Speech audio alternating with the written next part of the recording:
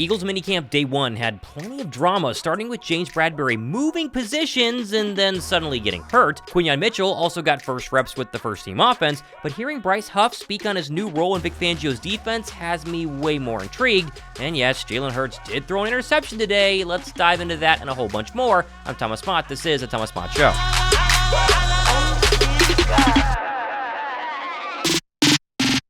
I've said multiple times this week that there's only so much you can learn from a mandatory minicamp and even less from OTAs, but as the Birds reported for day one of 3 required practices at the NovaCare complex today, we got a lot of new details from today's practice that I was not expecting. For one, yes, James Bradberry was there. Look, he's in a helmet, he's in a uniform, and he started running through drills. You'd expect that, no real surprise. But did you expect him to be working out with the safeties today? I sure didn't, but according to the head coach, the Birds are going to look at Bradberry as a safety this entire offseason. His versatility, Martin, he's been, he's able, he was able to do a couple different things last year. Had played his majority of his career at corner and then was able to do some things at the dime and some things at the nickel, some things at the corner. And now, he's working some of the safety stuff, which you'll see today. So that is, I'm excited about that and his opportunity to be able to, you've seen a lot of good corners in this league. I guess the first guy that comes to my mind, Charles Woodson, he went from elite corner to being an elite nickel to being an elite safety. I mean, that.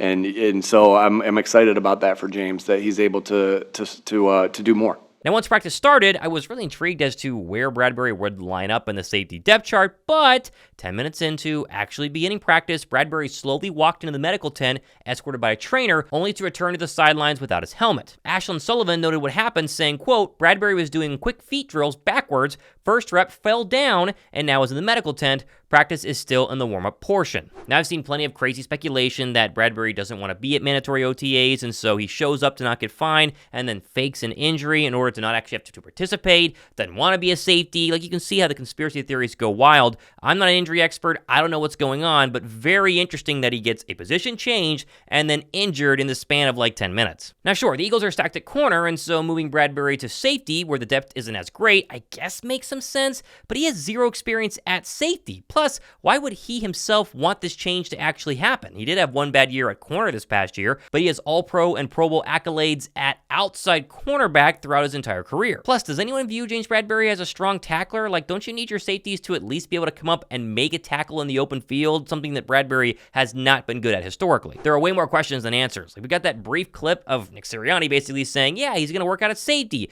Then he goes onto the football field, gets into the safety line, but then gets hurt immediately, and then just stands and watches practice for the rest of the day. I guess tomorrow, whenever they get back on the NovaCare field, we'll find out more if he's healthy, if he's going to participate, what safety depth chart position he's going to be in, but I have as many questions as you do in terms of Bradberry being a safety. Also, side note, on tomorrow's show, I'm announcing the winner of the DeVonta Smith Celebrity Softball Game ticket giveaway. If you missed out on Sunday's video, that's how you enter. You're also going to be subscribed. Check it out down below and get your entries in right now. Now, there was one person who did miss the OTA practice today. That was Landon Dickerson. Sirianni said he had an excuse, so no real concern there. But that did mean that Mekhi Becton started at left guard today, which I thought was pretty interesting until you remember yesterday, Jeff Stoutland said Becton's versatility has been on full display.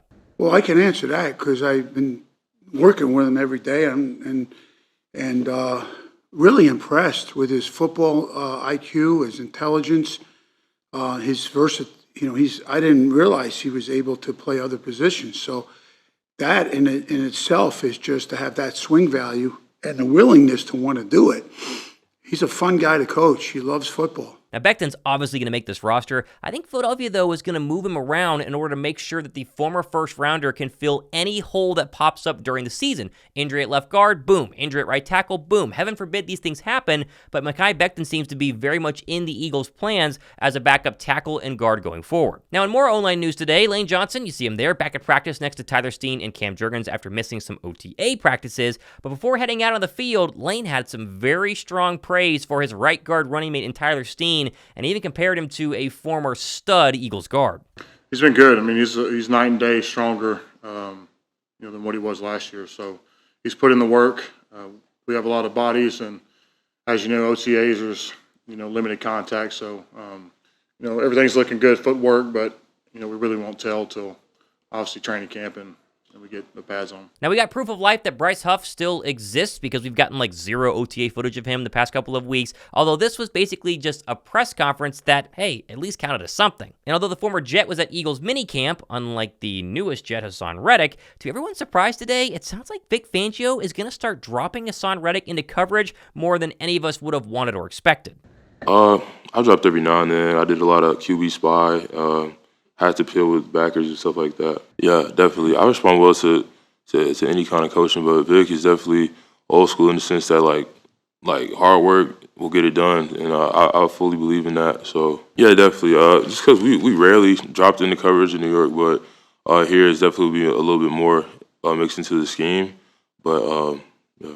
Now listen, I get it. Bryce Huff is athletic, and if you had to pick between your two edge rushers who you want to drop back into coverage, I'd rather pick Huff over Josh Sweat because I think he's a lot faster. But didn't we try this with Hassan Reddick last year, only to watch it fail like miserably every single time? And although I trust Vic, and you should too, I'm sure defensive ends don't really enjoy dropping into coverage. They'd much rather just rush the passer, hence the name pass rusher. But I'm very interested to see how he's going to progress going through training camp, because so far without pads, all the Eagle beat writers who have been there, they haven't said much about Bryce Huff. Now, also back at practice today was DeVonta Smith, of course, a no-show during voluntary OTAs, and he lined up at his natural one spot alongside A.J. Brown and Paris Campbell, who was yet again your wide receiver 3, no surprise there. And Smitty also spoke to the media, and despite not really giving a ton of information, as he always does, he was asked about the difference between this year's offense with Kellen Moore and last year's offense under Brian Johnson, and the differences are hard to go ahead and ignore. I think it's going to be great. Get a new style of offense around. Let guys, not have more freedom, but be able to, do things that we weren't allowed to do. Move guys around, things like that.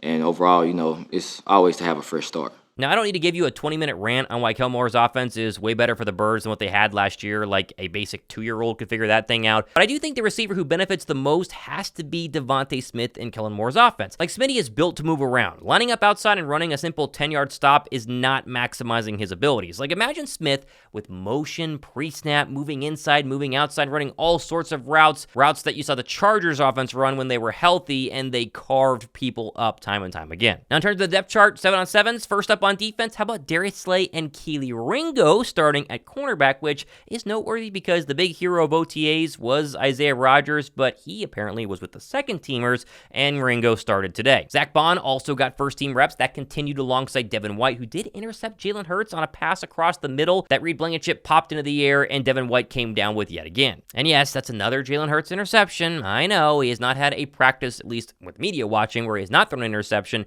but it's another pass across the middle of the football field, something he did not do basically his entire career, especially last year. I think Kellen Moore is forcing him to throw more where he's not comfortable in the middle of the football field, at least early on here during minicamp, to maybe hopefully get him more comfortable during training camp with across the middle targets. Also, I'm starting to think Zach Baun is not just an OTA starter kind of a player. I think he has a legit shot to be a starting linebacker day one. Nakobe Dean ran with the seconds all day today. He didn't really get a first-team look, which kind of further helps cement that theory. Training camp, when the pads come on, is definitely going to be the time when the linebacker cream will rise to the top. But until then, Baun seems very eager to do whatever Vic Fangio needs for him to be, a starter going forward.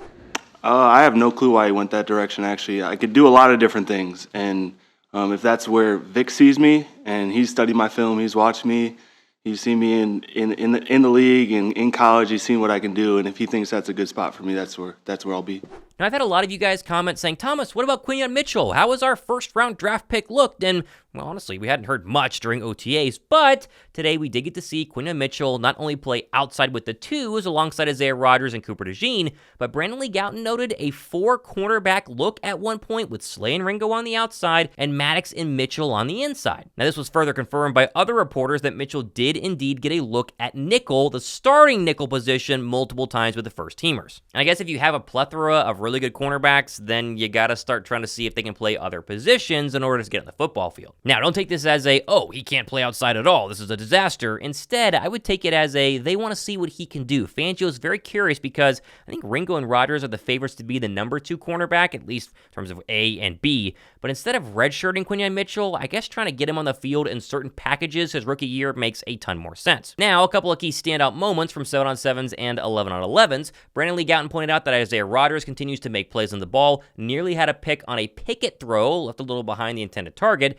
ending up being a PBU. Jeff Kerr then noted that Keely Ringo, on first team at cornerback, did a nice job breaking up a Hurts deep ball intended for Paris Campbell. C.J. Gardner-Johnson did a good job closing it up as well, was a very nice pass from Hurts, even better coverage. This was, of course, seconded by Andrew DeChetco, who noted that Keely Ringo had a strong day, had some competitive reps with A.J. Brown, and blanketed John Ross on a deep shot down the left sideline. Tim McManus also gave us some insight into Quinyon Mitchell's day, saying good recognition from Quinyon Mitchell, who jumped a Joseph Ngata route and forced the Kenny Pickett incompletion. He worked outside with the 2s, also saw some time as a dime linebacker with the 1s. He got matched up with Dallas Goedert in the sequence and held his own. Now, as far as Jalen Hurts' entire day, ESP had a detailed write-up noticing that Hurts had a solid day at practice. His interception to start the day wasn't really his fault, but the throw wasn't great, which caused it to be batted up and intercepted. He had that happen twice so far in minicamp OTA practices, open to the media. Pretty bad luck, partly bad timing.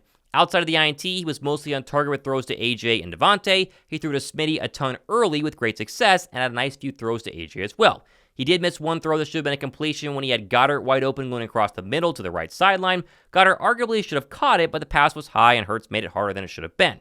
His one deep throw on team drills was a fine throw, but the coverage by Ringo was excellent and broken up. Nothing special from Hurts today, but also not terrible. 12 of 16, 0 touchdowns, 1 interception. Now, much like OTAs, minicamp is very, very similar. It's basically an OTA practice, but you're going to be required to be there or else you're going to go ahead and get fined. So you can't take too much from 7-on-7s and 11-on-11s. That's why I finished the show with that. But it's the depth charts. It's James Bradberry switching positions. That's where it's really key. But I also like what Nick Sirianni said during his pre-practice press conference, explaining why this was the first Eagles mandatory minicamp in a very, very long time. Every year you go through it and you think to yourself, what can we do better this year? And I think what we, one of the things that we did, there's many things. We wanted to get some extra practices in. We wanted to have, to set the stage of as far as, this day is a little bit different than an OTA day. It kind of mirrors a day of practice. But also, you can get some meetings done that you don't have to do in training camp now. That's one reason. You can get the physicals done. You can get the meetings that you would do in training camp that kind of eat up a night meeting. We're like, we got to watch this tape tonight, and and you got some sort of meeting that you're like that eats into it. So you can get some of those done too. But it's just to get out there and work. I mean, really, at the end of the day, it's to get out there and work, have the whole team in here and working together and. Going hard at it. And that is tomorrow and Thursday, both in the afternoon, and so shows will come out at basically the same time that this one's coming out today. Be sure to hit that red subscribe button for plenty more coverage. This is your one-stop shop for everything you need to know from Eagles Minicamp. I'm Thomas Mott. This is the Thomas Mott Show.